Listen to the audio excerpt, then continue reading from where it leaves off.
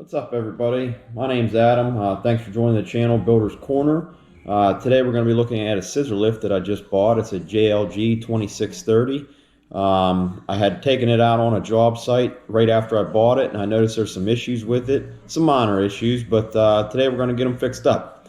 So stick around, and I'll take you through what's going on with it. There was a couple things that that were wrong with it, and I'm going to show you guys what it is.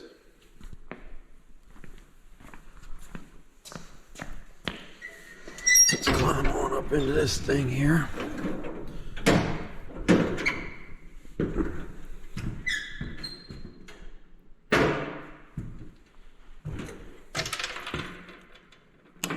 Power it up.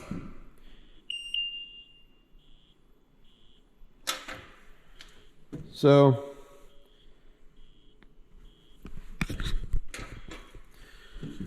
it'll drive fine on the ground like it should. Forward, backwards, it don't matter. When you take it up in the air,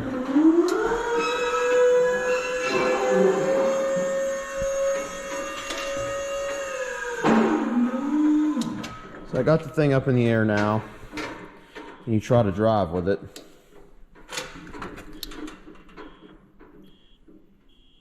It won't move.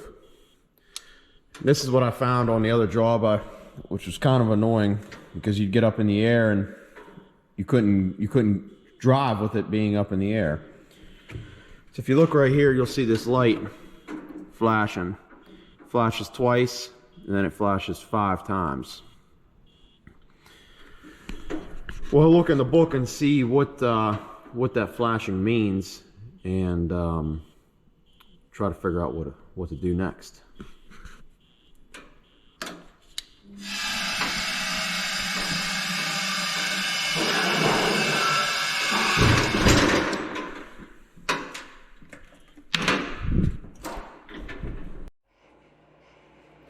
Alright, so I don't know if you guys could see the screen really good or not, but if you go to JLG.com, you know, this is the website that'll come up.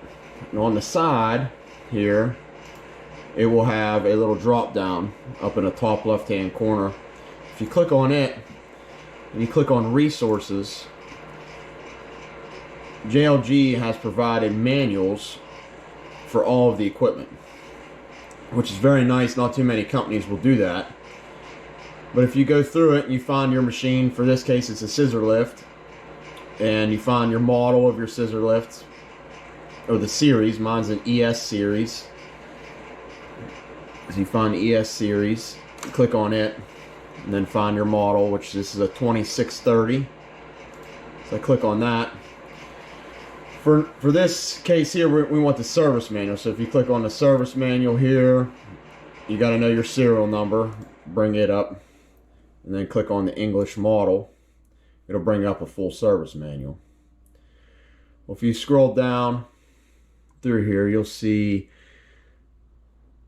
a section for troubleshooting. So section 6. So we'll go down, all the way down, and we'll find it.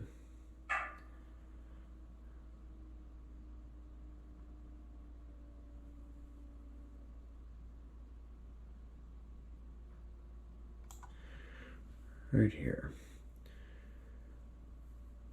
So those flashing lights that I pointed out earlier, you had 2 flashes and then you had 5 flashes. So if you look here on the left side, you can coordinate. The first 2 flashes was the first light here, so we're in the right section. Now we need to find 5.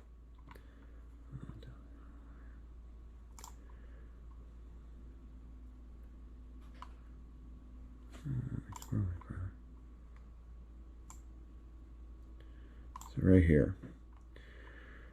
So we found the section 2.5, and it gives you a list of everything that it could possibly be. And one of the things that sticks out to me is this pothole protector right here not being engaged. So we'll go out and we'll look at the machine, and we'll raise the machine up, and we'll see if the pothole sensor is engaging whenever the scissor lift is all the way up in the air. So we're back out at the machine. I'm going to show you guys what the pothole sensor or protector is. So we'll go ahead and we'll manually raise this up from down here on the ground.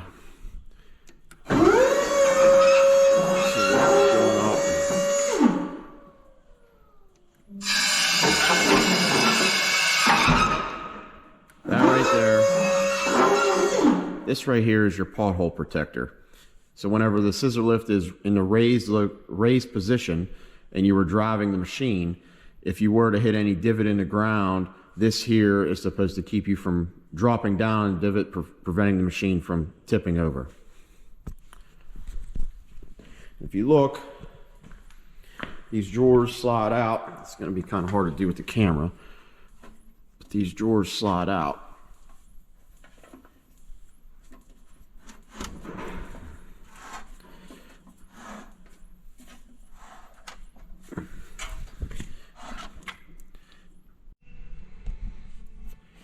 So here is the pothole limit switch located down here.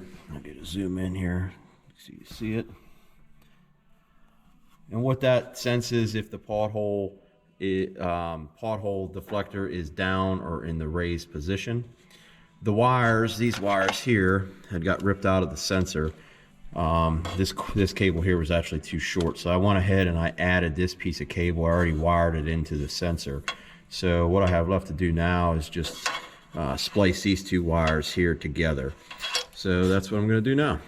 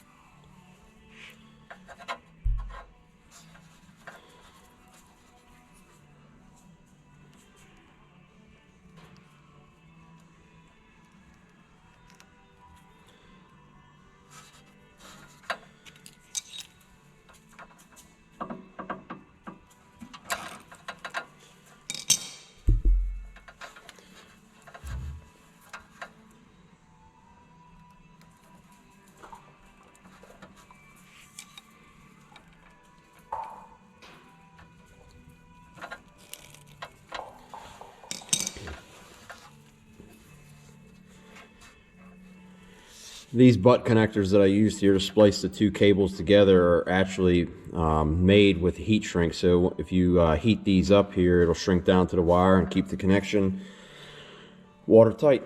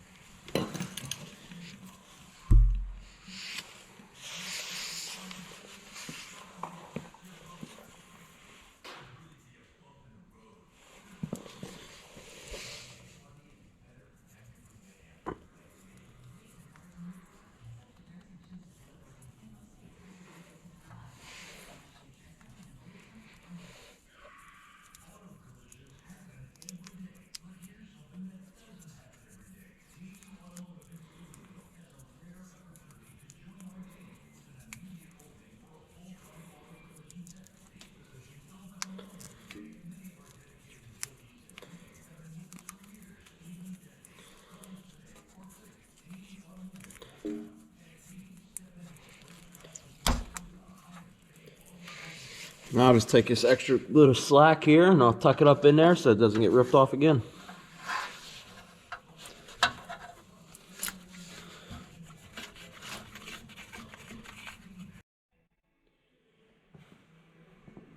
So if you remember correctly, whenever running the lift, if the lift was in the air, I was unable to move the machine because the pothole sensor down here was ripped out. I have that all rewired now, and let's go ahead and see if it works.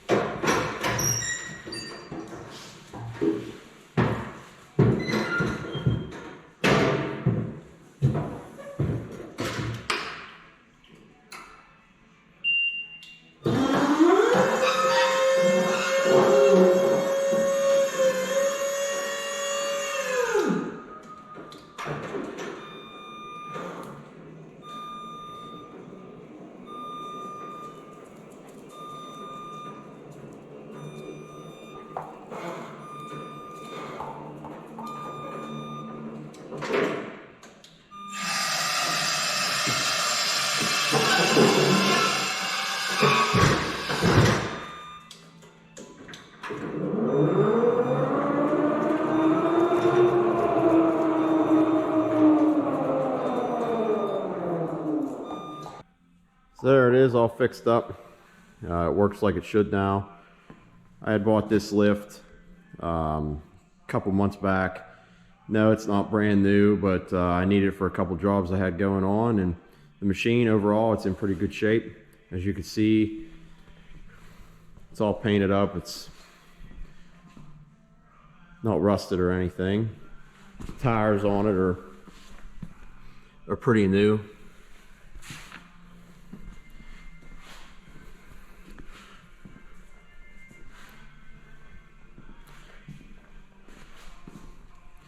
Still has a safety gate on it. Most of the ones you see now, those are all ripped off of there. Guys take them off, so I was pretty surprised to see that was still on there. Got the grip tape down in here.